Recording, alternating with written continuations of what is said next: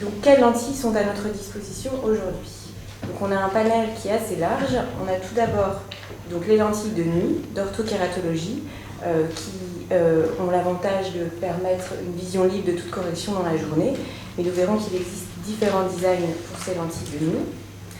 Parfois, l'amétropie est trop importante. Donc les lentilles, on verra, les lentilles de nuit d'orthokératologie corrigent les amétropies jusqu'à -7, -8 dioptries.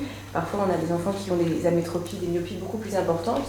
Et à ce moment-là, on peut avoir des lentilles rigides de jour à notre disposition, qui corrigent jusqu'à -20 dioptries de myopie. Parfois, soit la manipulation des lentilles rigides est compliquée, soit le port de lentilles de nuit n'est pas efficace parce que le sommeil est irrégulier, les enfants sont plus ou moins compliants. Donc on peut proposer, on a à notre disposition des lentilles souples diurnes, donc jetables journalières, mensuelles, voire trimestrielles, qui peuvent nous aider dans cette prévention de la myopie, donc, qui sont à chaque fois donc, défocalisantes. Donc si on s'intéresse aux lentilles d'orthokératologie, donc elles assurent un remodelage cornéen par le port nocturne. Donc elles ont une géométrie inversée, donc plus plate au centre et plus cambrée en moyenne périphérique. Là on voit du fluo avec un peu de fluo au centre, mais un anneau de larme en moyenne périphérique.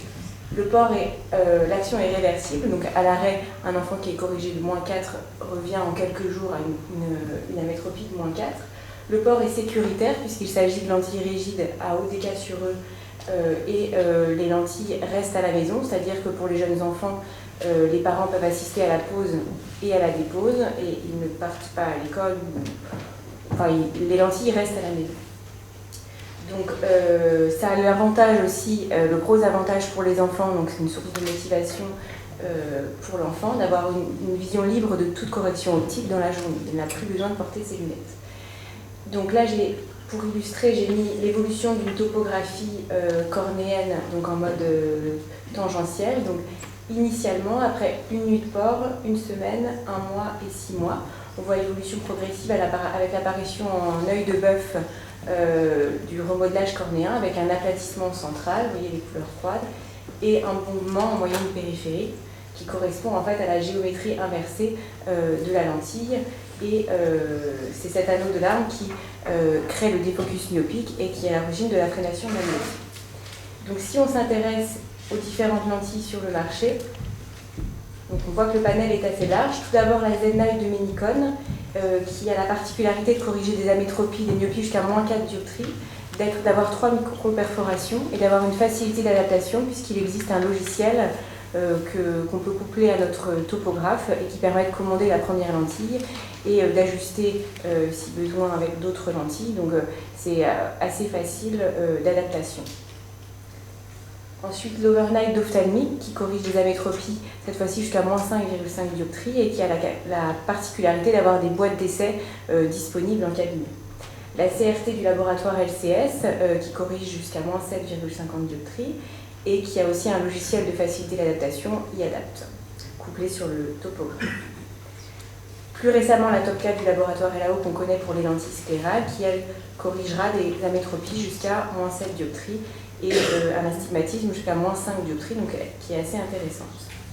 Si on s'intéresse de plus près à la lentille DRL de Présilens, elle corrige toujours une amétropie jusqu'à -7 dioptries et elle a la particularité d'avoir 2 réservoirs.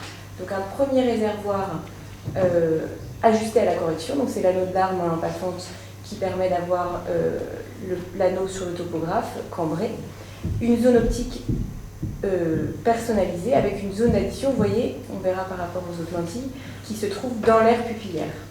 Et un double réservoir, le deuxième réservoir qu'on voit ici, qui permet de stabiliser la lentille. Donc ça, c'est la DRL, contrôle de la myopie classique.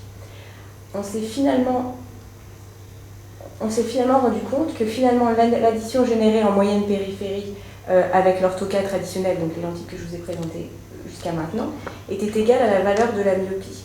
Donc finalement, que le contrôle de la myopie était plus efficace pour des plus fortes myopies, puisque l'anneau de larme généré était plus important.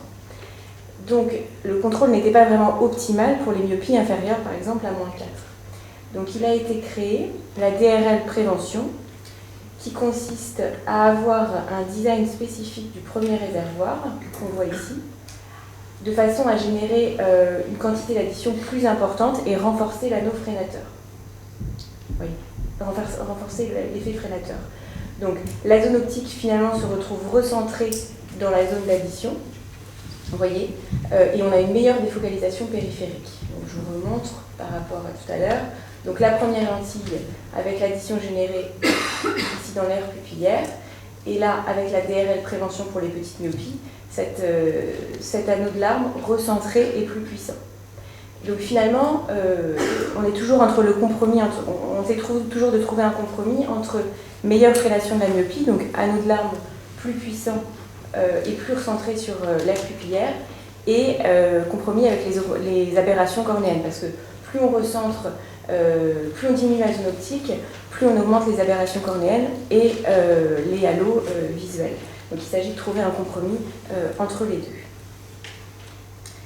Donc vous voyez qu'en orthokératologie, nous avons quand même un large panel et en constante évolution à notre disposition.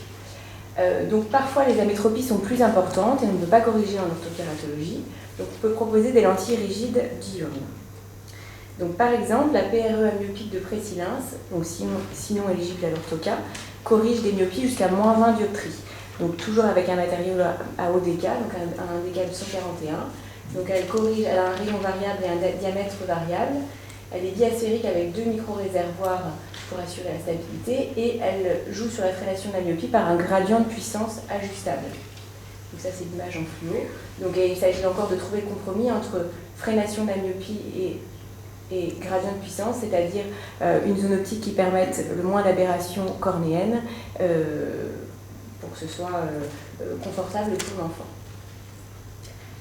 Alors parfois, la manipulation des lentilles rigides peut être difficile pour les enfants, ou alors en lentilles de nuit, par exemple je pense à des adolescents dont le sommeil est plus irrégulier, qui se couchent tard, qui ont une utilisation abusive des écrans. Il peut y avoir un mésusage des lentilles de nuit et donc une vision fluctuante dans la journée.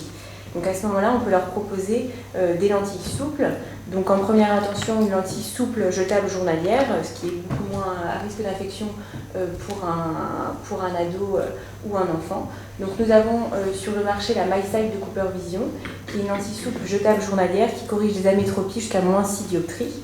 Elle est en hydrogène avec un dK de 28, un dK sur E de 28. Donc comment fonctionne-t-elle? Elle a 4 zones optiques concentrées, vous voyez en rose pâle et en parme. 2 zones de correction de la myopie, donc c'est les zones en rose donc, qui vont corriger par exemple pour une myopie de -4 qui vont être à -4, et 2 zones de traitement, c'est-à-dire donc les zones en violet qui créent ce défocus myopique égal à +2 par rapport à la correction traitée. Donc c'est une lentille défocalisante qui agit par ce biais. Alors il faut par contre les porter 8 à 10 heures par jour pour que ce soit efficace, évidemment, et 6 jours sur 7.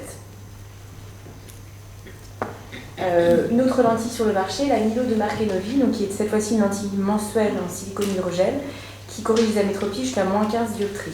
Elle fonctionne cette fois-ci avec une zone optique avec plusieurs puissances concentriques alternées qui fonctionnent par une augmentation de la profondeur de champ. C'est un système qui est utilisé dans la presbytie également. Alors là, je la cite, mais c'est vraiment en seconde intention parce qu'on n'est jamais très... voilà, c'est difficile d'adapter une lentille trimestrielle chez un enfant, mais je vous la cite quand même parce qu'elle existe. Donc c'est l'amyopique silicone de Pré-Silens, donc c'est le pendant de la PRE amyopique qui est en rigide. Donc c'est une lentille souple trimestrielle avec ce même gradient de puissance ajustable et qui corrige les amétropies jusqu'à 15 dioptries. Et elle existe en version torique et corrige des cylindres jusqu'à -6 dioptries. Donc en conclusion, nous voyons que nous avons un large panel de moyens à notre disposition pour freiner cette myopie, qui est un enjeu majeur pour nous dans nos consultations et pour les enfants que nous voyons.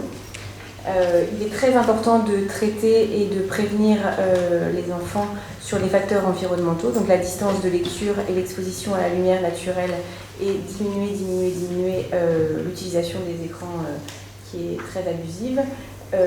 Et que voilà, donc cette solution contactologique, il faut y penser parce qu'elle est en plein essor, elle semble incontournable, donc seule ou associée, j'en ai pas parlé, mais à l'atropine au dosage de 0,01% pour freiner la myopie. Je vous remercie de votre attention.